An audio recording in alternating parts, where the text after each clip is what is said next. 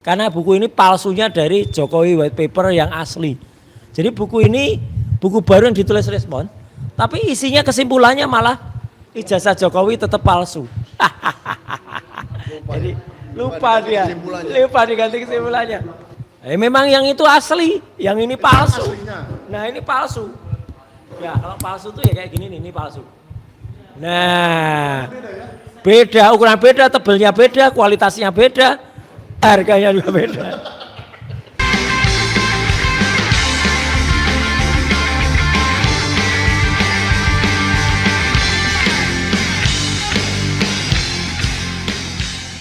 Nah, buku ini tadi sempat saya bikin adegan teatrikal di Rakyat Bersuara, ya, dan Pak Ugro senyum ketika saya bilang buku ini kertasnya toilet paper atau kertas toilet. Padahal kertas toilet itu yang mempopulerkan ya si Omon sendiri. Dulu Omon tuh pernah mengatakan, ya ijazahnya Jokowi itu toilet paper gitu, Pak. Oh iya, jadi galak sadis dia.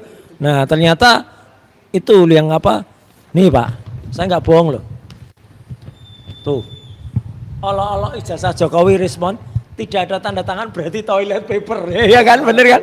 Ini kata-katanya Omon ini. Beraninya Respon ejek ijazah UGM Jokowi tidak ada tanda tangan berarti toilet paper. Ini loh mohon ini kalimatmu loh ini ya.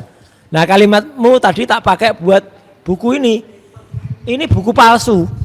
Semua teman-teman saya pernah ulas ini karena buku ini palsunya dari Jokowi White Paper yang asli. Jadi buku ini buku baru yang ditulis Respon, tapi isinya kesimpulannya malah ijazah Jokowi tetap palsu.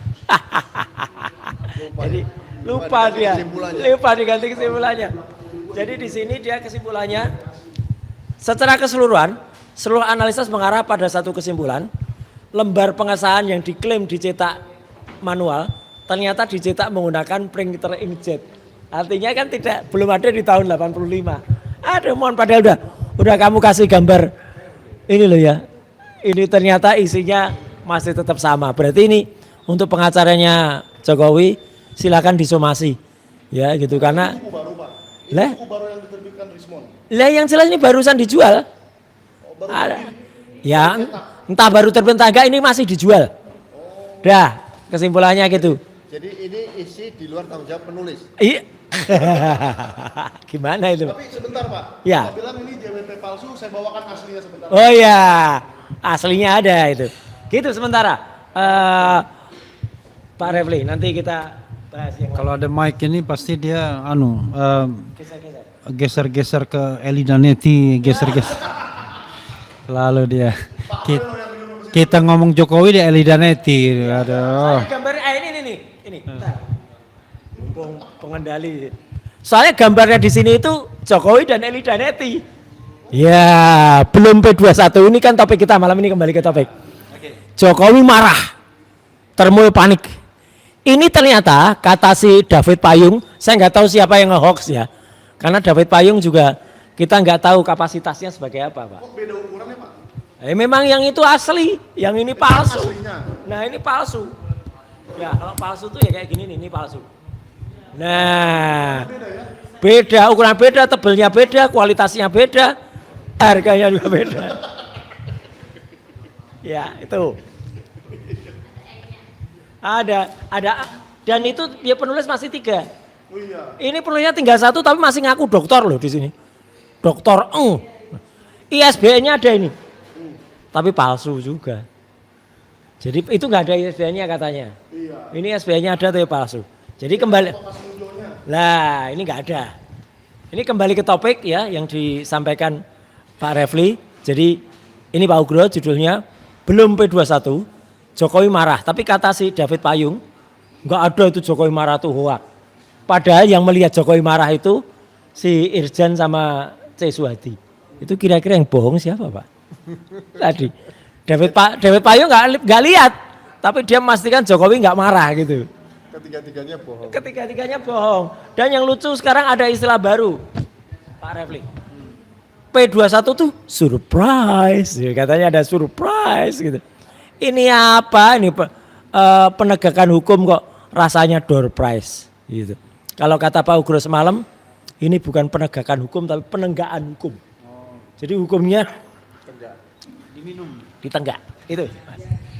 Ya, kita ingin kembali ya ke track kita ya. Apakah begini, sebenarnya ada yang berpendapat ngapain ngomong P21, ya kan?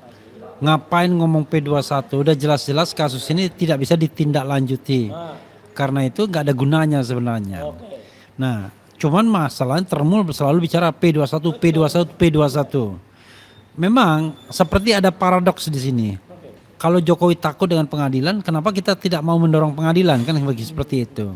Nah, buat pemirsa ketahui ya, proses hukum tadi sudah saya jelaskan kan, tidak hanya soal di persidangan, tapi kemenangan itu harus diperoleh dari step by step, ya kan? Jadi mulai dari pelaporan kita cegah agar tidak naik ke proses penyelidikan. Kalau dari penyelidikan kita cegah tidak naik ke penyidikan, terus kita lawan kan. Nah sampai nanti kulminasinya kalau sampai pada titik akhir. Tapi kita meyakini bahwa P21 tersebut karena berat bagi jaksa untuk P21 kan kecuali ada tekanan politik. Kecuali ada tekanan politik. Yang tadi disampaikan Pak Ya, Yudi, acara tadi. ya. Jadi kalau tekanan politik, ya sudah kita nggak usah bicara hukum lagi, kita bicara tentang kekuasaan. Tapi kalau pure penegakan hukum, ini sudah selesai, tidak bisa lagi P21 karena waktu sudah terlampaui, baik menggunakan KUHP lama maupun KUHP baru. Kalau KUHP lama jelas pasal pasal 138 ayat 2 itu mengatakan bahwa waktu untuk mengembalikan berkas P19 itu hanya 14 hari. Tapi kalau menggunakan KUHP baru memang ada dikasih waktu 14 hari, 14 hari, 14 hari sampai 3 kali. Tapi itu pun sudah terlewati juga. Karena itu tidak ada alasan untuk ini kemudian ditindaklanjuti. Lalu lawyer Jokowi bilang Rifai, banyak kok dalam kasus yang kemudian diteruskan saja. Ada dua kemungkinan. Satu, penegak hukum tidak taat pada aturan tertulis yang dibuat oleh wakil rakyat. Yang kedua adalah mereka kemudian mengabaikan itu begitu saja. Jadi dan menganggap itu sebagai sebuah konsensus dalam praktek. Nah, tapi walaupun salah satu atau salah duanya terjadi, tetap saja tidak bisa dibenarkan bahwa kalau melanggar lebih dari 14 hari atau back and forth yang 14 di dalam KUHP baru, maka kemudian masih justified untuk ditindaklanjuti. Jadi itu yang harus kita pahamkan ya kepada para Termul dan juga kita berikan informasi kepada pemirsa sekalian. Berikutnya adalah yang terkait dengan isu-isu lain ya, misalnya soal sprindik sampai 3 kali.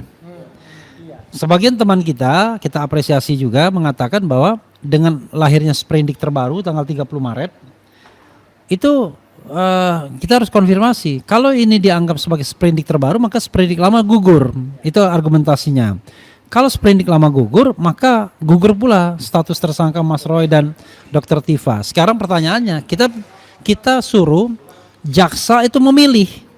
Anda mau pakai argumen yang mana? Pakai argumen lampaunya waktu gugur, pakai argumen sprindik baru gugur semua, gugur juga.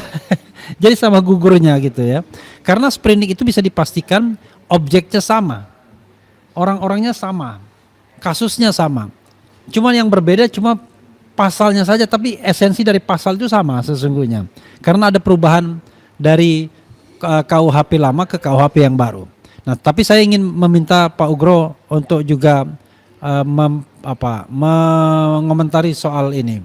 Lampaunya waktu kita sudah sepakat atau kalau mau disampaikan lagi silakan. Dan kemudian ada sebuah spekulasi baru mengenai terbitnya 2 sprindik yang ternyata kita tidak ketahui. 15 Januari dan sprindik tanggal 30 Maret untuk mengikuti sprindik sebelumnya tanggal 14 Juli 2025 di mana akhirnya pada tanggal 7 Juli beberapa orang dinyatakan sebagai tersangka. Begitu Pak Ugro, silakan.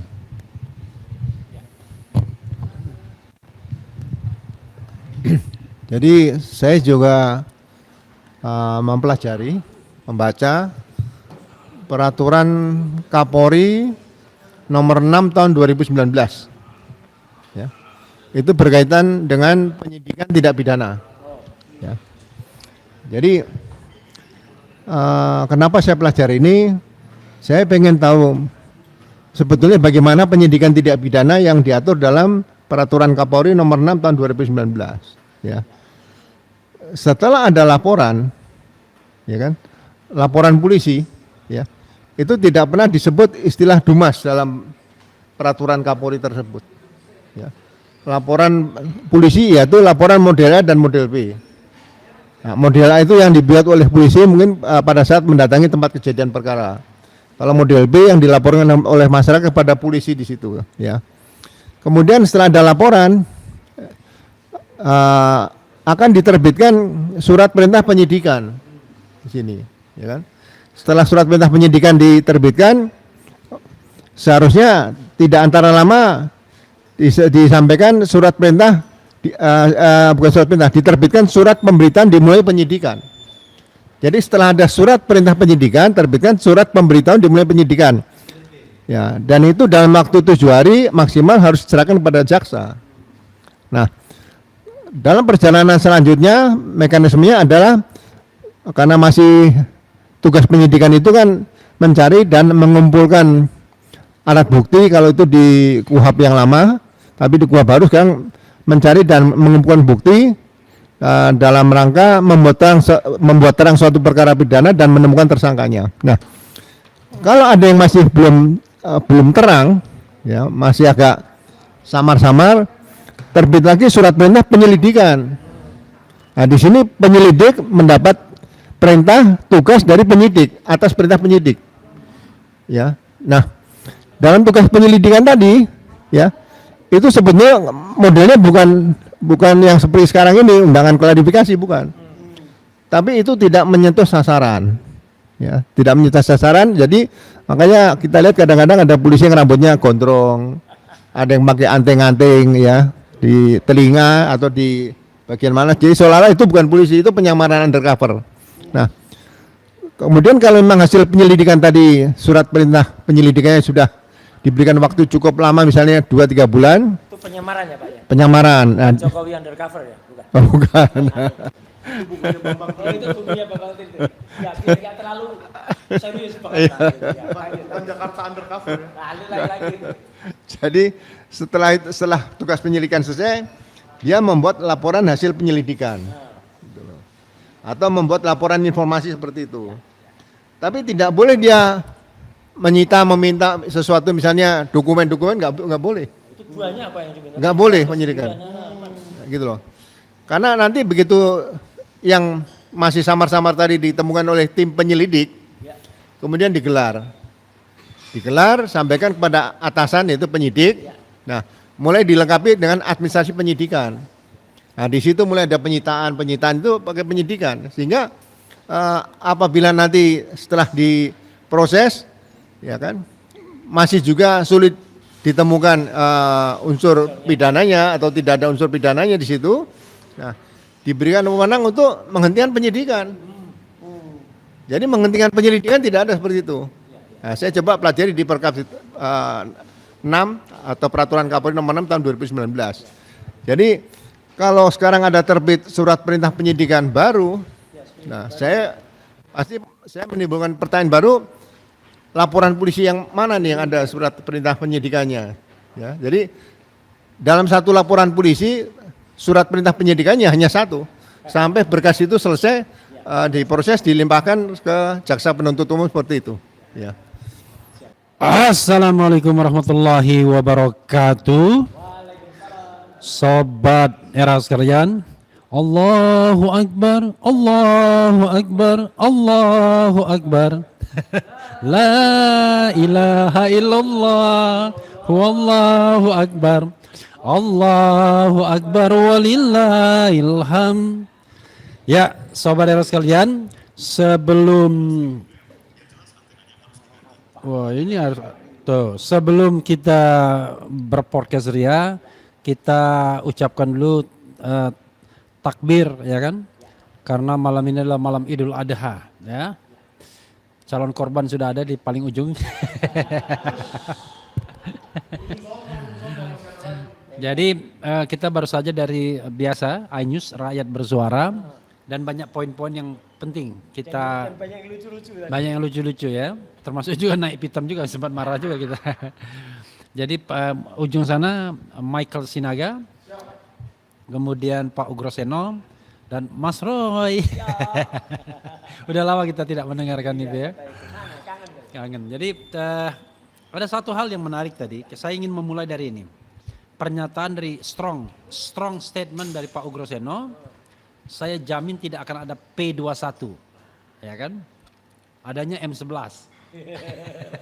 Jurusan Tanah Abang Kebun Jeruk gitu, Makanya saya pakai M11. judul, tidak akan ada P21 di malam takbiran. Wah, oke. Tidak ada P21 di malam takbiran. Idul Adha 1446 Hijriah. Jadi biar lengkap gitu. Hah? 1447. Bukannya 1 Muharram belum? Hah? Yakin 1447? Oke. Ya, itu ya saudara sekalian. Jadi saya ingin memberikan ke Pak Ugro, tapi begini, latar belakang yang sering Pak Ugro sampaikan itu biar untuk mempermudah pemirsa sekalian. Pak Ugro mengatakan bahwa salah satu sebab kenapa kemudian tidak P21, ya karena kasus ini ya sudah batal semua dengan keluarnya SP3 yang dimulai dengan pencabutan laporan polisi yang terdiri dari 12 nama yang disampaikan oleh Pak Jokowi. Jadi kalau satu dicabut, ya maka semuanya gugur jadinya karena dalam satu laporan. Memang tindakannya masing-masing, individual responsibility, tetapi jangan lupa mengadministrasikan di satu bundel. Nah inilah kesalahan fatal dari Polda Metro Jaya yang tidak mengadministrasikan satu-satu berkas tersebut. Bahkan saking gegabahnya dia tambah 2 klaster. Klaster 2 ditambahi dengan pasal-pasal antara 8 sampai 12 tahun yang juga ngawur-ngawuran kan jelasnya begitu. Jadi seperti ingin menarget agar ada bargaining untuk penahanan.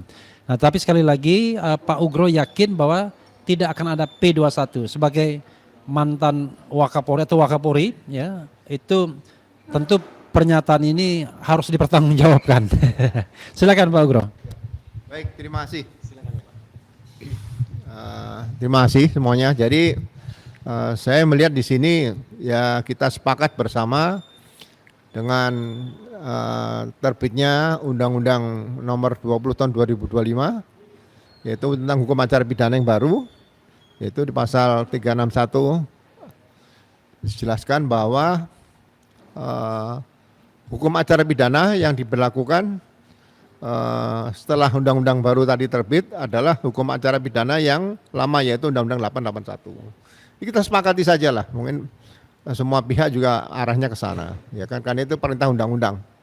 Nah, dalam hukum acara pidana yang lama memang tidak mengatur RJ, Restoratif Justice, tapi memang diterbitkan oleh kepolisian waktu itu peraturan kepolisian nomor 8 tahun 2021 yaitu.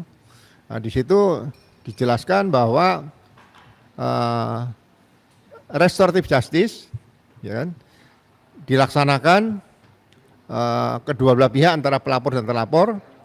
Kemudian kalau sudah sepakat bersama diterbitkan surat perintah penghentian penyidikan ya kan. Surat perintah penghentian penyidikan ini otomatis berkas tidak maju ke pengadilan. Ya kan? Itu surat untuk peristiwanya ya. Ya, jadi laporan polisi tidak dicabut karena memang di peraturan kepolisian tidak disebutkan seperti itu. Tapi surat perintah penghentian penyidikan sudah terbit. Nah, sampai saat ini di seluruh Indonesia itu apabila sudah ada surat perintah penghentian penyidikan tidak ada lagi berkas perkara yang maju. Gitu loh. Gitu loh. Jadi saya berani menyimpulkan, berani menjamin bahwa setelah ada surat perintah penghentian penyidikan, otomatis berkas perkara sudah selesai dan tidak akan pengiriman berkas ke jaksa untuk diteliti lagi. Berarti saya jamin P21 dari jaksa tidak akan diberikan terhadap berkas yang dilimpahkan. Apalagi ini berkas tidak mungkin dilimpahkan. Nah, kalau berkas tidak dilimpahkan, mengapa harus ada P21? Ya kan? Kalau sekarang kita lihat, oh berkasnya sudah dilimpahkan, ya. Karena berkas sebelum ada restoratif justice itu sudah dilimpahkan. Kemudian baru muncul ada restoratif justice yang diberikan kepada Pak Egi Sujana dan Mary Lubis. Ya, nah kemudian di SP3, jadi kondisi waktu terbit penghentian penyidikan yang pertama kali untuk 2 orang tadi, jaksa sebagai peneliti akan melihat ya berkas perkara ini udah selesai. Jadi kalau ada muncul rismon ya hanya untuk pelengkap penderita saja, bukan pelengkap penggembira, dia pelengkap penderita. Jadi otomatis semua yang dilaporkan sudah tidak bisa lagi diproses karena berkas perkaranya sudah dihentikan. Nah, bisa maju berarti harus ada pra peradilan. Nah, pra peradilan siapa yang akan menggugat? Oh, semuanya sudah happy, sudah sama-sama senang ya. Jadi ya penyidik tidak akan bisa pra peradilan. Ya kan, jaksa mungkin juga tidak, apalagi jaksa kan di situ. Jadi ini berkaitan dengan hukum acara pidana lama dan peraturan kepolisian nomor 8 tahun 2021 tentang penyidikan tidak pidana berkaitan dengan restoratif justice. Nah, kalau dicoba mempedomani kepada hukum acara pidana yang baru, pasal 79, 80, 81, 82, 83, 84. Nah, itu sudah lebih menguatkan KUHP yang lama dan peraturan kepolisian yang nomor 8 tahun 2021 tadi, ini sudah diakomodir di hukum acara pidana yang baru, ya kan? Setelah ada kesepakatan restoratif justice, pelapor wajib mencabut laporan polisi. Hukumnya wajib itu, kalau sudah sepakat bersama. Kemudian setelah mencabut, diterbitkan surat perintah penghentian penyidikan, SP3. LP-nya sama dicabut, jadi peristiwa itu dianggap sudah dipulihkan, tidak ada peristiwa itu lagi, ya kan? Nah, kemudian setelah terbit SP3, nah SP3 ini dikirimkan ke jaksa dalam tempo tidak boleh lebih dari 3 hari. Kemudian juga dimintakan penetapan pengadilan. Nah, kalau sudah dimintakan penetapan pengadilan, juga tidak akan bisa pra peradilan. Di situ dibuka lagi nggak bisa, ya. Jadi saya berani jamin 100% bahwa P21 ini tidak akan muncul. Kalau seandainya P21 muncul, saya akan melihat di sini kira-kira hukum acara pidana yang dipakai yang mana nih? Ya, apakah mungkin ada hukum acara pidana yang akan muncul baru lagi, ya, atau ada peraturan kepolisian yang baru? Tapi kalau peraturan kepolisian yang baru nanti bertentangan dengan hukum acara pidana, itu lebih menyalahi aturan lagi seperti itu. Itulah kira-kira saya berani katakan sekarang. Tidak perlu orang debat-debat lagi seperti itu, dan saya yakin jaksa juga sebetulnya karena ada perasaan ya saling menghormati antar lembaga, karena berkas dikirim lagi ya nanti akan kembalikan lagi. Nanti kalau dikirim lagi dikembalikan lagi ya, mungkin terakhir nanti SPDP dikembalikan seperti itulah. Tapi ya, Pak, kok kata Kepala Humas Polda tahap 2, Pak? Apanya? Katanya tahap 2. Keterangan kemarin, Pak, keterangan tanggal 22. Iya. Oh belum, jadi ya Iya. tahap 2 itu kan berarti dilimpahkan berkas perkara, barang bukti dan tersangka diserahkan seperti itu. Belum ada lah tahap seperti Berarti itu. nggak mungkin dong ini. Ini mungkin bisa juga hoax ya nih. Oh, beritanya. pas loh ini, Pak. Ya bisa saja, nanti kan ada berita yang mungkin dari stafnya beliau seperti itu. Oh. Ya, bro perlu di rechecking kembali lah. Ya. Ya, jadi saudara sekalian, kalau itu dia tahap 2 maksudnya nanti pelimpahan semua berkas kemudian tersangka gitu-gitu. Tapi itu yang dia harapkan gitu ya. Harusnya jadi Humas Polda gitu. Bahkan bilang doakan saja gitu. Kok doakan saja ya. Jadi saudara sekalian, itu yang disampaikan Pak Ugro ya. Jadi tidak mungkin atau jamin tidak akan ada P21 itu bukan karena pendapat emosional, tetapi pendapat yang didasarkan hukum yang ada, bahwa dengan adanya SP3 maka sesungguhnya keseluruhan perkara ini gugur. Begitu Pak ya? Jadi dengan adanya SP3 ya, surat-surat perintah penghentian penyidikan, keseluruhan gugur, perkara kemudian tidak ada yang tidak memintakan restoratif justice itu soal lain, tetapi karena administrasi perkaranya cuma satu, maka keluarnya SP3 sudah menyebabkan gugurnya perkara secara keseluruhan. Nah itu pandangan hukum Pak Ugro yang ya harusnya didengarkan mantan anak-anak buahnya ini. Tetapi sekarang kan dominus litisnya ada di kejaksaan. Karena itu kejaksaan yang harus mendengarkan dan mudah-mudahan kejaksaan mau mendengarkannya. SP3 itu surat perintah penghentian penyidikan. Bukan surat perintah penghentian perorangan, itu saja. Bukan pula surat persatuan Partai Persatuan Pembangunan, apalagi tambah lagi kan. Bukan. Jadi itu sobat era sekalian ya, sobat era dan sobat-sobat lainnya itu ada Langkah Update, ada Roy Suryo Official, ada Sentana, ada Ugroseno Tribrata. Saya ingin ke Michael dulu ya. Michael Sinaga ngomong apa ya? Pokoknya kapasitas Anda boleh menjawab, tapi Anda juga boleh bertanya. Jadi kita boleh bertanya, boleh menjawab. Oke, silakan. Sekaligus ditanggapi Mike, katanya ada yang melaporkan ke Dewan Pers itu. Tanggapi memang. Ya, pertama-tama saya ucapkan selamat merayakan Hari Raya Idul Adha untuk saudaraku semua. Ya, meskipun tadi siang ada orang yang ya sepertinya tidak terlalu peduli dengan itu, makanya menyempatkan nih di hari yang seperti ini pergi ke Dewan Pers. Berduaan tadi saya dengar. Tapi nggak penting lah namanya siapa. Yang jelas inisialnya AA. Katanya A-nya salah satunya alpokat. Alpokat salah satu A-nya. Jadi kalau saya sebagai seorang wartawan, kalau pemberitaan saya memang dianggap kurang lengkap, dilaporkan ke Dewan Pers itu biasa saja, Bang. ada fotonya lagi. Saya dua orangnya kayaknya sih itu katanya. Ini didampingi ini selaku kuasa hukum katanya. Oh, ini kuasa hukum bukan ini? Iya, bukan.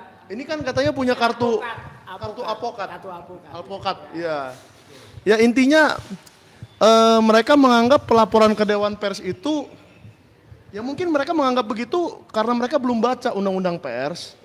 Saya paham lah, mungkin Ibu Elida Neti ini sebagai pengacara kurang memahami undang-undang pers. Mungkin dia memahami undang-undang yang lain-lain aja. Boleh-boleh saja, nggak apa-apa. Dan dia tidak mengerti bahwa memang betul Sentana itu yang mendirikan orang tua saya. Tapi emangnya nggak boleh? Yakub Hasibuan juga yang mendirikan law firmnya orang tuanya, Otto Hasibuan. Gibran yang menjadi wali kota Solo duluan orang tuanya. Kan nggak apa-apa. Ya kan, berarti, tapi saya apresiasi juga nih Bang Andi Azwan dan Ibu Elida Neti berarti anti dinasti. Ya, saya apresiasi banget itu Bu. Jadi mari kalau kita mau membuat, saya ikut dalam perkumpulan kalian, perkumpulan anti dinasti se-Indonesia. Disingkat PADI, Perkumpulan Anti Dinasti Indonesia. Saya ikut nanti ya, jadi humasnya saya. Anda jadi pengacaranya, yang satu jadi apokatnya. Nah, jadi maksud saya, pelaporan Dewan Pers ini sudah dihadapi Sentana selama berpuluh-puluh tahun, sudah berkali-kali Pak. Dulu pernah ada salah satu yang diwawancarai tapi kurang lengkap. Dan lain-lain, banyak lah.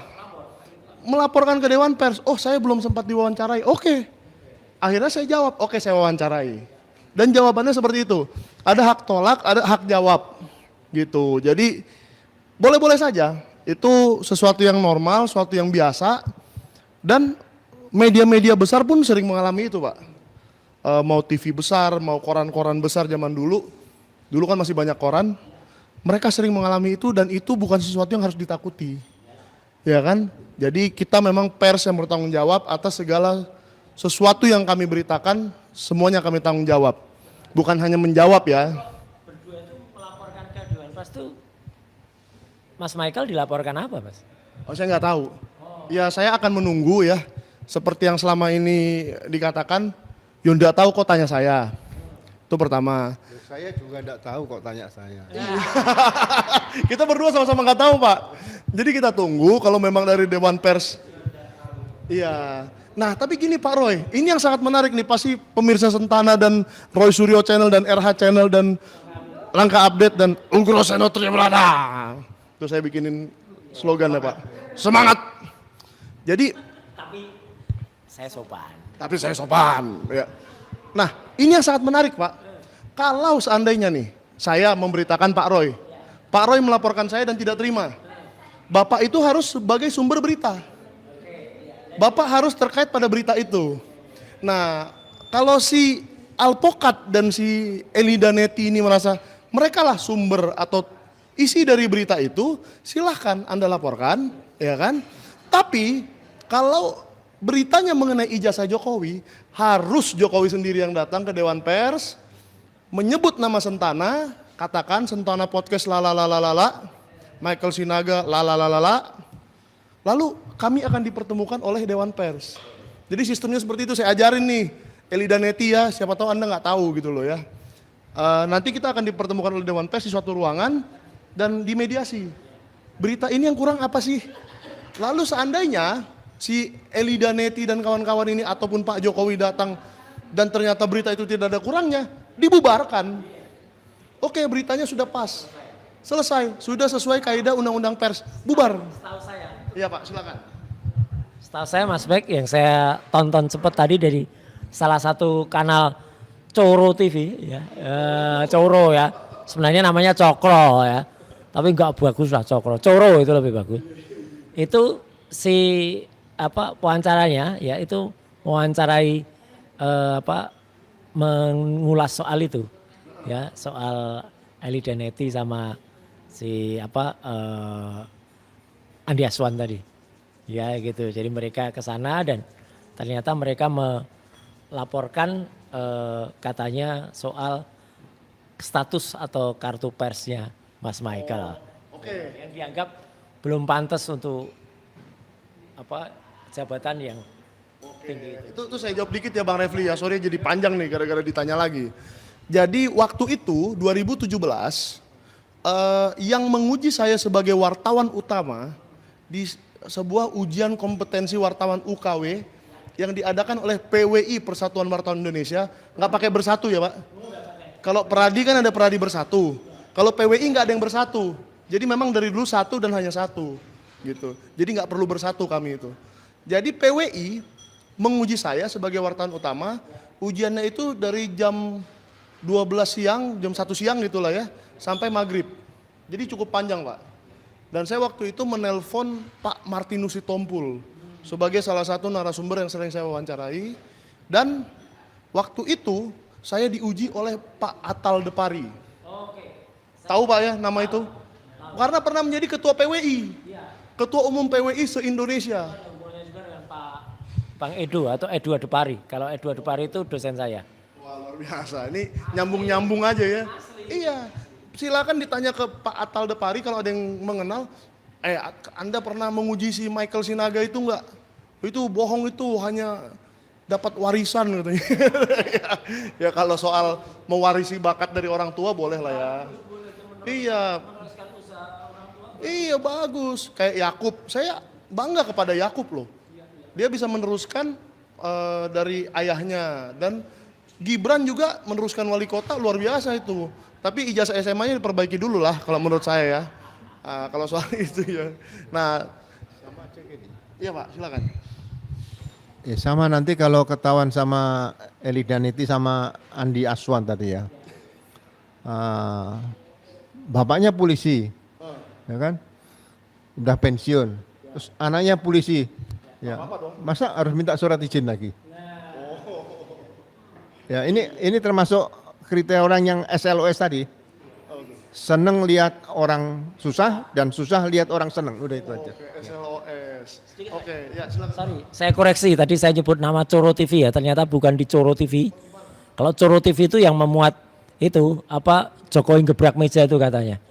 Itu Ahmad Sahal sama wawancara si sahabatnya Michael ini ya. Yang pinjam studio nggak ngomong itu. Oh bukan ya. Bu. Oh, pencuri waktu. Irjen BU dan C. Suhadi yang katanya koordinator tim hukum Merah Putih. Koordinator apa? Ya kalau koordinator itu yang sama-sama sudah mendapat surat kuasa khusus dari Pak Jokowi ya. Jadi itu yang tadi ada di Coro TV. Kalau ini adanya di Tesa Cuap-Cuap. Beritanya di Tesa Cuap-Cuap itu. Itu channel apa lagi Pak? Ini Eli Daneti dampingi Andi Aswan laporkan Michael Sinaga. Oh iya. Ya makanya saya sih nggak terlalu pusing ya Pak. Saya bukannya, wah saya kenal orang dalam Dewan Pers sehingga apa enggak pakai begitu-begitu. Tapi kita akan hadapi seperti saya juga kagum kepada Rasman ya. Dia akan menghadapi katanya. Katanya. Saya akan menghadapi, lihat aja saya akan hadapi apabila ada pelaporan ke Dewan Pers dan kita akan bongkar sama-sama berita mana yang Anda anggap tidak benar ya kan dan seterusnya. Nah itu kayaknya ada buku yang menarik tuh Pak di depan Pak Roy. Ada. Tapi sebelum bicara buku, Mas Refli saya pinjam waktu sebentar, saya hanya baca nih komentarnya lucu-lucu nih. Nenek introspeksi diri, nenek omong-omongnya nyinyir, ya kompor pengacara kok omong-omongnya nyerang pribadi. Saya hanya baca komentar di sini loh ya. Itu jadi isinya membela Mas Michael semua ini. Ya gitu. Iya. Terima kasih semuanya ya. Sentana satu-satunya media yang berani melawan termul. Oh, rakyat mendukung Bang Michael Sinaga. Oh ini ada, ini di sini nih kalimatnya ini. Iya itu. Wah parah ini. Ya itu. Jadi, nah buku ini tadi sempat saya bikin adegan teatrikal di Rakyat Bersuara. Ya dan Pak Ugro senyum ketika saya bilang buku ini kertasnya toilet paper. Atau kertas toilet. Padahal kertas toilet itu yang mempopulerkan ya si Omon sendiri. Dulu Omon tuh pernah mengatakan, ya ijazahnya Jokowi itu toilet paper gitu Pak. Oh iya, jadi galak sadis dia. Nah ternyata itu yang apa, nih Pak, saya nggak bohong loh. Tuh, olok-olok ijazah Jokowi respon, tidak ada tanda tangan berarti toilet paper. Ya kan, bener kan? Ini kata-katanya Omon ini. Beraninya respon ejek ijazah UGM Jokowi. Tidak ada tanda tangan berarti toilet paper. Ini loh mohon ini kalimatmu loh ini ya. Nah kalimatmu tadi tak pakai buat buku ini. Ini buku palsu. Semua teman-teman saya pernah ulas ini. Karena buku ini palsunya dari Jokowi white paper yang asli. Jadi buku ini buku baru yang ditulis respon. Tapi isinya kesimpulannya malah ijazah Jokowi tetap palsu. Jadi lupa diganti kesimpulannya. Jadi di sini dia kesimpulannya secara keseluruhan seluruh analisis mengarah pada satu kesimpulan. Lembar pengesahan yang diklaim dicetak manual ternyata dicetak menggunakan printer inkjet. Artinya kan belum ada di tahun 85. Aduh mohon padahal udah kamu kasih gambar ini loh ya. Ini ternyata isinya masih tetap sama. Berarti ini untuk pengacaranya Jokowi silakan disomasi ya gitu karena Buku baru yang diterbitkan Rismon. Lah yang jelas ini barusan dijual. Ada. Ya entah baru terbit enggak ini masih dijual. Dah kesimpulannya gitu. Jadi ini isi di luar tanggung jawab penulis. Iya. Gimana itu? Tapi sebentar Pak. Ya. Saya bilang ini JWP palsu, saya bawakan aslinya sebentar. Oh iya, aslinya ada itu. Gitu sementara. Pak Refli nanti kita bahas yang Kalau ada mic ini pasti dia geser-geser. geser-geser ke Eli Daneti, geser-geser. Lalu dia kita ngomong Jokowi di Eli Daneti. Aduh. Gambar ini. Bentar. Mumpung pengendali. Soalnya gambarnya di sini itu Jokowi dan Eli Daneti. Ya, belum P21 ini kan topik kita malam ini kembali ke topik. Jokowi marah. Termul panik. Ini ternyata kata si David Payung, saya nggak tahu siapa yang nge-hoax ya. Karena David Payung juga kita nggak tahu kapasitasnya sebagai apa Pak. Beda ukurannya Pak. Memang yang itu asli, yang ini palsu. Aslinya. Nah ini palsu. Ya kalau palsu tuh ya kayak gini nih, ini palsu. Nah beda, ukuran beda, tebelnya beda, kualitasnya beda, harganya juga beda. Ya itu. Ada dan itu dia penulis masih 3. Oh iya. Ini penulisnya tinggal 1 tapi masih ngaku doktor loh di sini. Doktor ISBN-nya ada ini, tapi palsu juga. Jadi itu nggak ada ISBN-nya katanya. Ini ISBN-nya ada tapi palsu. Jadi kembali, lah ini nggak ada. Ini kembali ke topik ya yang disampaikan Pak Refli. Jadi ini Pak Ugro judulnya belum P21, Jokowi marah. Tapi kata si David Payung, nggak ada itu Jokowi marah tuh hoak. Padahal yang melihat Jokowi marah itu si Irjan sama C. Suhadi. Itu kira-kira yang bohong siapa Pak?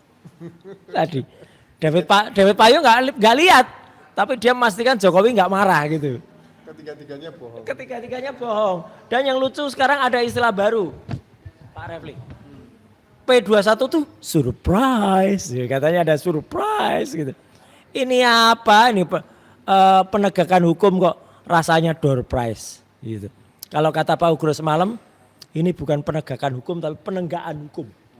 Jadi hukumnya ditenggak. Itu.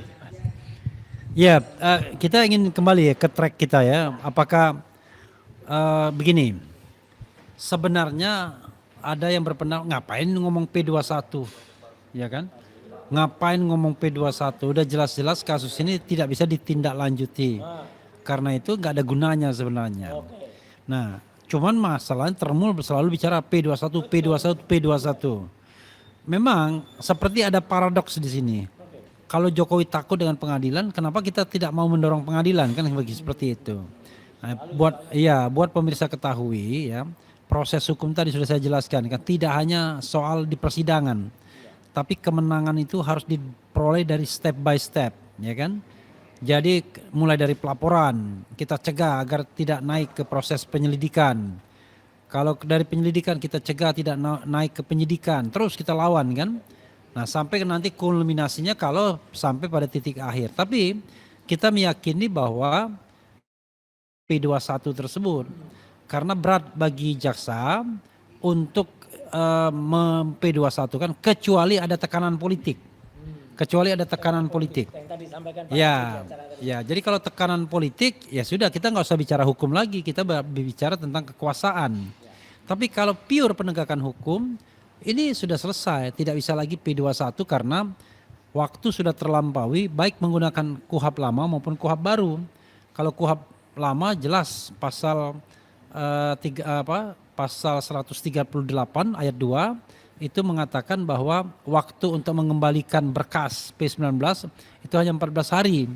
Tapi kalau menggunakan KUHP baru memang ada dikasih waktu 14 hari, 14 hari, 14 hari sampai 3 kali. Tapi itu pun sudah terlewati juga. Karena itu tidak ada alasan untuk ini kemudian ditindaklanjuti. Lalu lawyer Jokowi bilang Rifai, banyak kok dalam kasus yang kemudian diteruskan saja. Ada dua kemungkinan. Satu, penegak hukum tidak taat pada aturan tertulis yang dibuat oleh wakil rakyat. Yang kedua adalah mereka kemudian mengabaikan itu begitu saja. Jadi dan menganggap itu sebagai sebuah konsensus dalam praktek. Nah, tapi walaupun salah satu atau salah duanya terjadi, tetap saja tidak bisa dibenarkan bahwa kalau melanggar lebih dari 14 hari atau back and forth yang 14 di dalam KUHP baru, maka kemudian masih justified untuk ditindaklanjuti. Jadi itu yang harus kita pahamkan ya kepada para Termul dan juga kita berikan informasi kepada pemirsa sekalian. Berikutnya adalah yang terkait dengan isu-isu lain ya, misalnya soal sprindik sampai 3 kali. Sebagian teman kita apresiasi juga mengatakan bahwa dengan lahirnya sprindik terbaru tanggal 30 Maret itu kita harus konfirmasi. Kalau ini dianggap sebagai sprindik terbaru maka sprindik lama gugur. Itu argumentasinya. Kalau sprindik lama gugur maka gugur pula status tersangka Mas Roy dan Dr. Tifa. Sekarang pertanyaannya kita suruh jaksa itu memilih. Anda mau pakai argumen yang mana? Pakai argumen lampaunya waktu gugur, pakai argumen sprindik baru gugur semua, gugur juga. Jadi sama gugurnya gitu ya. Karena sprindik itu bisa dipastikan objeknya sama, orang-orangnya sama, kasusnya sama. Cuma yang berbeda cuma pasalnya saja, tapi esensi dari pasal itu sama sesungguhnya. Karena ada perubahan dari KUHP lama ke KUHP yang baru. Nah, tapi saya ingin meminta Pak Ugro untuk juga mengomentari soal ini. Lampaunya waktu kita sudah sepakat atau kalau mau disampaikan lagi silakan. Dan kemudian ada sebuah spekulasi baru mengenai terbitnya 2 sprindik yang ternyata kita tidak ketahui. 15 Januari dan sprindik tanggal 30 Maret untuk mengikuti sprindik sebelumnya tanggal 14 Juli 2025 di mana akhirnya pada tanggal 7 Juli beberapa orang dinyatakan sebagai tersangka. Begitu Pak Ugro, silakan.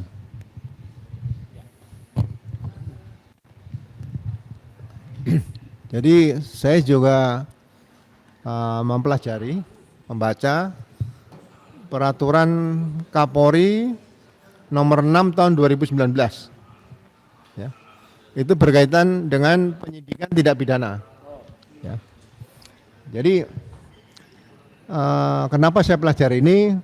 Saya pengen tahu sebetulnya bagaimana penyidikan tidak pidana yang diatur dalam peraturan Kapolri nomor 6 tahun 2019. Ya. Setelah ada laporan, ya kan, laporan polisi, ya, itu tidak pernah disebut istilah Dumas dalam peraturan Kapolri tersebut. Ya. Laporan polisi yaitu laporan model A dan model B. Nah, model A itu yang dibuat oleh polisi mungkin pada saat mendatangi tempat kejadian perkara. Kalau model B yang dilaporkan oleh masyarakat kepada polisi di situ, ya. Kemudian setelah ada laporan akan diterbitkan surat perintah penyidikan di sini, ya kan? Setelah surat perintah penyidikan diterbitkan, seharusnya tidak antara lama disampaikan surat perintah. Bukan surat perintah, diterbitkan surat pemberitaan dimulai penyidikan. Jadi setelah ada surat perintah penyidikan, terbitkan surat pemberitahuan dimulai penyidikan. Ya, dan itu dalam waktu 7 hari maksimal harus diserahkan kepada jaksa. Nah, dalam perjalanan selanjutnya mekanismenya adalah karena masih tugas penyidikan itu kan mencari dan mengumpulkan alat bukti kalau itu di KUHP yang lama, tapi di KUHP baru sekarang mencari dan mengumpulkan bukti dalam rangka membuat terang suatu perkara pidana dan menemukan tersangkanya. Nah, kalau ada yang masih belum terang, ya masih agak samar-samar, terbit lagi surat perintah penyelidikan. Nah, di sini penyelidik mendapat perintah tugas dari penyidik atas perintah penyidik. Ya, nah dalam tugas penyelidikan tadi, ya. Itu sebetulnya modelnya bukan yang seperti sekarang ini, undangan klarifikasi, bukan. Tapi itu tidak menyentuh sasaran. Ya, tidak menyentuh sasaran, jadi makanya kita lihat kadang-kadang ada polisi yang rambutnya gondrong, ada yang pakai anting-anting ya di telinga atau di bagian mana. Jadi seolah-olah itu bukan polisi, itu penyamaran undercover. Nah, kemudian kalau memang hasil penyelidikan tadi, surat perintah penyelidikannya sudah diberikan waktu cukup lama, misalnya 2-3 bulan. Itu penyamaran ya Pak ya? Penyamaran. Nah, Jokowi undercover ya? Bukan? oh, bukan. Oh itu bukunya Bambang Tirta. Ya biar nggak terlalu serius Pak. Bukan Jakarta undercover ya. Nah, lagi. Jadi setelah tugas penyelidikan selesai, dia membuat laporan hasil penyelidikan. Gitu loh. Atau membuat laporan informasi seperti itu. Tapi tidak boleh dia meminta sesuatu, misalnya dokumen-dokumen nggak boleh. Itu buahnya apa yang diminta? Nggak boleh penyidikan. Gitu loh. Karena nanti begitu yang masih samar-samar tadi ditemukan oleh tim penyelidik, kemudian digelar, sampaikan kepada atasan yaitu penyidik. Nah, mulai dilengkapi dengan administrasi penyidikan. Nah, di situ mulai ada penyitaan itu pakai penyidikan, sehingga apabila nanti setelah diproses, ya kan, masih juga sulit ditemukan unsur pidananya atau tidak ada unsur pidananya di situ. Nah, diberikan wewenang untuk menghentikan penyidikan. Jadi menghentikan penyelidikan tidak ada seperti itu. Nah, saya coba pelajari di Perkap 6 atau Peraturan Kapolri nomor 6 tahun 2019. Jadi kalau sekarang ada terbit surat perintah penyidikan baru, nah saya menimbulkan pertanyaan baru. Laporan polisi yang mana nih yang ada surat perintah penyidikannya? Ya, jadi dalam satu laporan polisi surat perintah penyidikannya hanya satu. Sampai berkas itu selesai diproses dilimpahkan ke jaksa penuntut umum seperti itu. Ya. Itu saja sementara, Mas. Intinya kita ingin mengemukakan betapa amburadulnya manajemen perkara dalam kasus ini. Ya. Jadi lokus deliktinya, tempus deliktinya itu disamakan semuanya, ngaco. Jadi undangan pertama klarifikasi ya.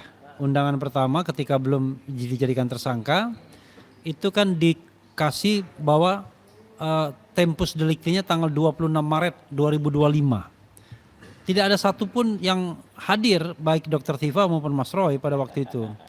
Karena kenal saja belum ya kan. Kemudian pada panggilan kedua undangan maju lagi tanggal 22 Januari tambah tidak ada lagi. Nah ini yang kemudian yang harus kita lihat ya. Jadi ketika laporan katanya cuma melaporkan seutas link gitu ya, 31 link, wah enak betul. Ini Pak, ya kan, pokoknya orang ini mencemarkan, Bapak cari aja siapa terlapor, siapa tersangkanya, kan harusnya kan precise Pak. Kalau Anda mau melaporkan, Anda harus melihat lokusnya kapan, tempusnya kapan, kejadiannya bagaimana, kemudian yang diduga pelakunya siapa kan, minimal saksi-saksinya siapa. Lah ini kok bisa hanya melaporkan seutas 31 link, kemudian suruh nyari. Walaupun dia sendiri sudah nyebut-nyebutkan, tapi kayaknya cuma sekedar memberikan indikasi. Mungkin ditanya, siapa dia? Ya kira-kira ES lah Pak, kira-kira RS lah. Bapak cari dulu. Nah ini yang menurut saya dalam kasus Jokowi ini, sampai sekarang Pak Ugro, kita sebagai lawyer itu bingung. Sebenarnya Mas Roy ini ditersangkakan dalam atau dengan kejadian yang mana? Kan biasanya orang kan jelas tuh seperti Sylvester tuh. Kejadiannya di depan apa? Ya, di depan Mabes apa? Di depan kejaksaan apa? Intinya di depan, ya dia menghina. Kalimatnya ada, videonya ada, titik komanya ada, saksinya ada dan lain sebagainya. Iya. Nah, sekarang pertanyaannya, kita tanya Mas Roy ini melakukan itu yang mana? Sampai sekarang kita nggak tahu. Kan ini kan kalau kita bicara mengenai hak-hak tersangka, ya, untuk membela diri itu nggak diberikan. Yang ada adalah clustering. Pokoknya yang kelas berat dijadikan klaster 2 dengan ancaman sampai 12 tahun, yang agak ringan di klaster 1. Nah, cuma intinya disuruh nonton ininya link-link itu. Barulah suruh konfirmasi dan lain sebagainya. Jadi mereka seolah-olah mencari pelanggaran atau kejahatan melalui pernyataan diri kita sendiri. Diri mereka sendiri tidak menentukan mana tempusnya, mana lokusnya, mana kejadiannya, mana statement dan lain sebagainya. Silakan. Jadi memang perlu keterlibatan masyarakat di sini untuk mencoba membaca, mengevaluasi tentang undang-undang IT ini, informasi transaksi elektronik ya. Kalau memang tadi ada diskusi menyatakan yang disampaikan sama Pak Rifai tadi, ada tempus delicti, ada locus delicti. Katanya beda-beda. Ya. Enggak, Pak. Jadi kalau undang-undang ITE tadi apa yang pernah dikatakan Mas Roy itu kenapa dibentuk undang-undang ITE tadi? Soalnya untuk perdagangan internasional. Nah, itu untuk mengantisipasi perkembangan transaksi elektronik dan informasi dari luar negeri. Betul. Ya kan? Kalau kita nggak punya itu, dulu Indonesia di-ban, Pak. Ya, itu kan ada kaitan untuk melihat kapan ada semacam commercial paper yang dibikin dipalsukan dan sebagainya, ya kan? Ya, itu Nah, tujuannya. sekarang kalau dikaitkan dengan pidana umum misalnya pencemaran nama baik, Ngaco. nah, kapan mencari waktunya di situ? Tapi kalau misalnya katakan merubah angka nominal uang misalnya itu yang dari 100 juta menjadi 1 miliar tambah nol. Nah, itu baru kena. itu dicek tempus delicti, lokasnya di mana, itu kan di halaman mana kan bisa dicek nih. Terus di situ ada tanggalnya di situ. Jadi Kapan merubahnya, ya, modifikasinya kapan. bagi saya ke depan nanti undang-undang IT ini perlu diseminarkan lah. Supaya ke depan nanti jangan sampai ada lagi yang berkaitan dengan ujaran kebencian, pencemaran nama baik, fitnah, terus dihubungkan, diyungtukan dengan undang-undang ITE seperti itu, ya. Seperti itu. Terima kasih, Mas. Ya. Iya.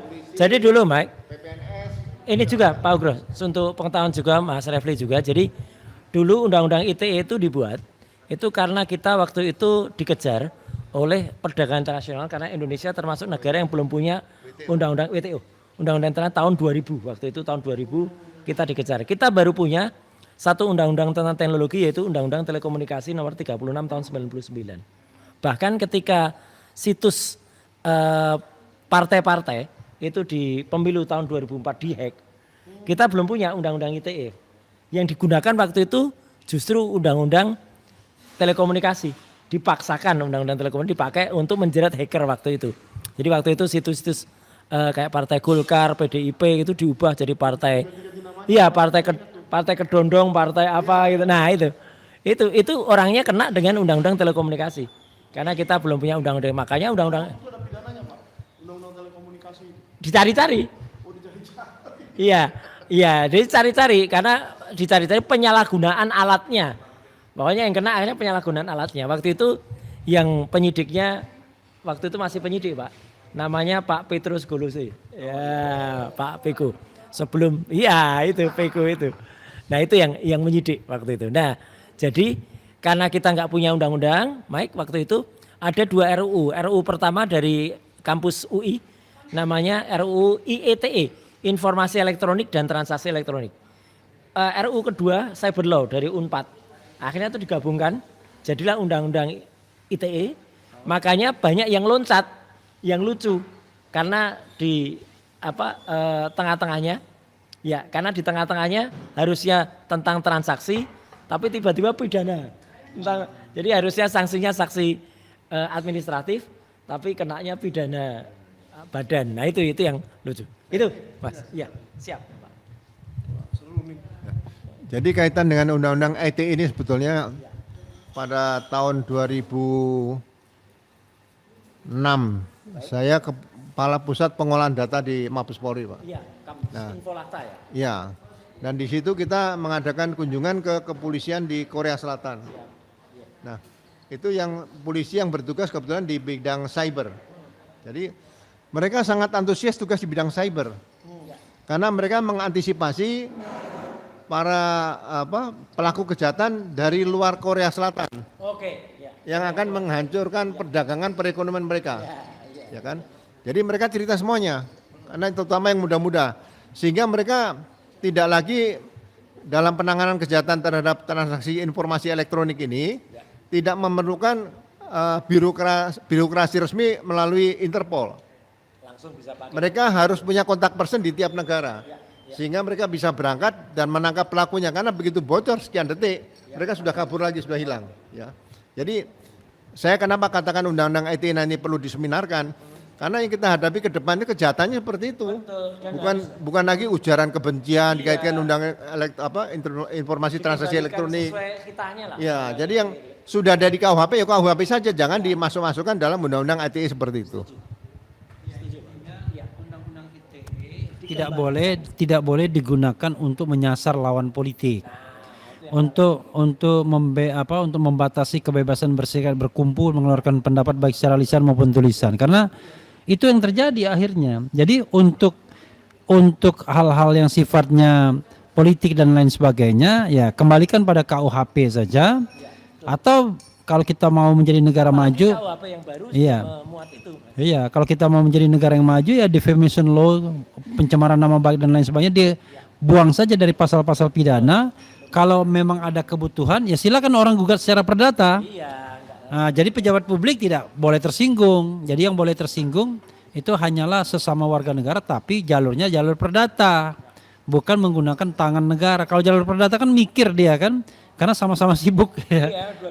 Iya, tapi kalau jalur pidana yang sibuk negara, penegak hukum yang dibayar dengan pajak rakyat. Masa melayani hal-hal yang ecek-ecek misalnya kan gitu. Lapor Iya, lapor udah itu pergi gitu ya. Nah, jadi saudara sekalian dan channel lainnya Roy Suryo Official. Ke Sentana Ugroseno Tribrata Langka Update. Gara-garanya saya cuma mau ngomong ya saudara sekalian, tapi gak enak yang lainnya juga terpaksa ngomong juga.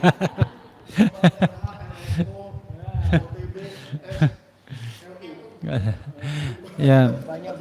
Nah, ini menjadi bola panas kejaksaan. Mudah-mudahan apa yang kita sampaikan itu dengan update-update-nya itu tetap mereka terupdate. Jangan sampai kemudian ada colongan-colongan yang tidak bisa dipertanggungjawabkan tiba-tiba naik barang ini. Tetapi mudah-mudahan mudah-mudahan keyakinan Pak Ugro itu benar adanya dan kemudian tidak ada keinginan atau tidak ada celah lagi untuk mempeduasatukan masalah ini. Tapi sekali lagi bukan berarti kemudian Mas Roy dan Dr. Tifa takut. Enggak. Kita bicara mengenai itulah yang namanya proses hukum. Bukan proses hukum itu hanya di pengadilan saja, di persidangan saja. Proses hukum itu mulai dari pelaporan. Kalau dia hanya di pengadilan satu katanya semester 1. Nah, semester 1. Tadi ada yang mangkel banget dikatakan semester 1. Orang pembelaan cuma menunggu sidang. Itu pun sidang pidana lagi kan. Sidang pidana yang membuat orang menjadi terdakwa itu sudah unequal posisinya. Dia posisi sebagai pelapor ya enak aja dia. Dia datang sekali udah itu sisanya tinggal ngompor-ngomporin kan. Kalau posisi sebagai terdakwa tentu menjadi hal yang tidak enak. Apalagi kalau orang itu tidak salah dikriminalisasi. Makanya bagi saya bilang haram rasanya hukumnya seorang yang tidak bersalah kemudian didudukkan ke meja terdakwa. Karena duduk di meja terdakwa itu tidak enak sobat sekalian. Silakan kalau ada mau closing statement atau menambahkan. Oke. Penasaran. Saya masih penasaran sebagai pernah bertugas sebagai penyidik ya. Ijazah yang diduga palsu milik Pak Jokowi ini sekarang masih di Polda Metro ini ya. Nah, ya. Nah, statusnya barang ini barang bukti atau barang titipan?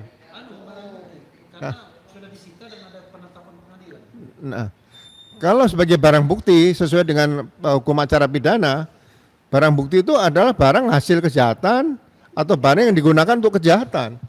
Hati-hati bicara dengan barang bukti loh. Iya kan? Nah, di sini. Karena salah satu alat bukti tadi ada barang bukti nih. Nah, jadi kalau ijazah ini mohon maaf ini mungkin perlu diselamatkan. Kalau itu ijazah asli, jangan diserahkan di Polda Metro, itu tetap disimpan. Gitu loh. Karena kalau ada di kantor polisi di tempat penyidik itu namanya barang bukti. Coba pasal yang di penyitaan itu saya lupa pasalnya ya. Saya kebetulan tadi siang baca itu barang bukti adalah barang hasil kejahatan atau barang yang didapat dari kejahatan atau barang yang digunakan dalam kejahatan, pokoknya kaitan dengan kejahatan seperti itu. Jadi ini mungkin satu hal yang kelihatannya sepele tapi mendasar bagi saya. Terima kasih. Closing statement sebentar ya. Saya dulu, biar Pak Roy terakhir. Ya kan? Tolong minta buku satu lagi dong. Nah, ini closing statement saya cuman sedikit aja. Mau ngucapin nomor handphone pasti. Iya. Bukan, saya mau cerita soal buku terbarunya Rismon ini. Yang saya lihat perbedaannya dari yang asli, bedanya yang asli dengan yang Asli ini ya. terbaru. Yang terbaru ini saya nggak tahu asli apa enggak ya. Nah, ini yang asli ini sudah saya miliki sekitar 6 bulanan. Kira-kira Pak ya, 6 bulan, 7 bulan. Tapi masih mulus. Padahal saya baca begini, saya bacanya rapi-rapi lah, nggak saya banting-banting memang. Nah, tapi yang ini yang terbitan terbaru yang disuruh Pak Jokowi 21 hari ini tadi Pak Roy apain sih? Kok udah keriput semua? Dari baru sudah keriput. Dari baru saya beli sudah keriput begitu. Jelek banget memang. Kalau di percetakan ya, di Uang reject itu. iya reject ini. Alias kalau di koran tuh misdruk dulu. Jadi ini tinggal di kilo sebenarnya. Karena ini barang reject. Biasanya orang membuat seperti ini supaya seolah-olah sudah tua. Oh, jadi dibuat seakan-akan sudah tua ya. Lahir duluan dari buku yang asli. Oh, lahir duluan dari ini ya. Lalu kedua, ini kan kalau kita pegang sampulnya agak timbul ya. Seperti emboss yang bisa dipegang. Ini mulus. Tidak ada. Jadi kualitasnya jauh berbeda ya. Karena tiap malam dikasih skincare sebelum tidur. Oke. Ya, dan ini ternyata yang membuat adalah Balige Publishing. Jadi mungkin ini dibawa dari Balige sekitar 2000 km dari Jakarta sampai dia keriput nyampe Jakarta ya. Nah, tapi kalau mau buku yang lebih keren lagi, sama kerennya dengan yang asli ini, nah ini juga asli nih. Buku ijazah Jokowi tidak ada. Yang dalam minggu pertama sudah terjual hampir 500. Luar biasa ini Pak. Sudah masuk ke kampus UI, perpustakaan UI dan perpustakaan ITB. Ya, nanti kita ke perpustakaan-perpustakaan lainnya dan bisa dibeli di 0813 8588 5051. Terima kasih. Salam Sentana. Selamat Idul Adha. Terima kasih. Jadi kalau dalam kasus kami itu, Bang Rafi, itu ada pasal selundupan. Kalau ini barusan ada nomor telepon selundupan. Ya, saya juga mengendorse beli ya. Jadi buku itu saya paham isinya karena sebelum dibukukan sudah ada podcastnya di RH Channel.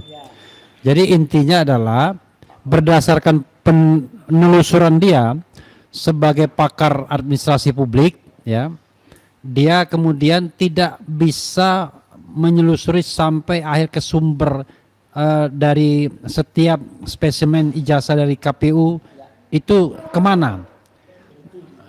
Pokoknya berhenti, nggak jelas berhentinya, dan tidak terhubung dengan dokumen yang ada di Polda Metro Jaya itu.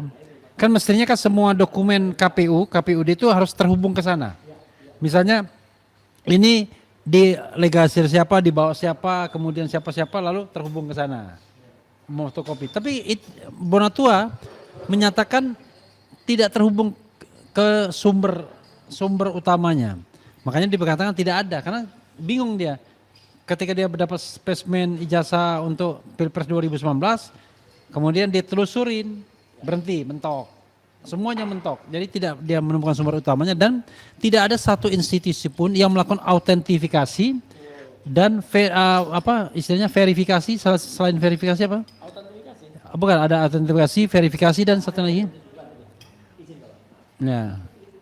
Tidak diautentifikasi, tidak diklarifikasi. Klarifikasi. Jadi verifikasi. Jadi verifikasi itu ya cuma bandingin aja, tapi tidak ke sumber aslinya. Jadi tidak ada satupun institusi yang melakukan klarifikasi dan autentifikasi ke sumber aslinya terhadap dokumen yang diserahkan ke KPU dan KPUD. Jadi KPU Nasional, KPU DKI dan KPU Solo. Memang hebat Pak Jokowi ini.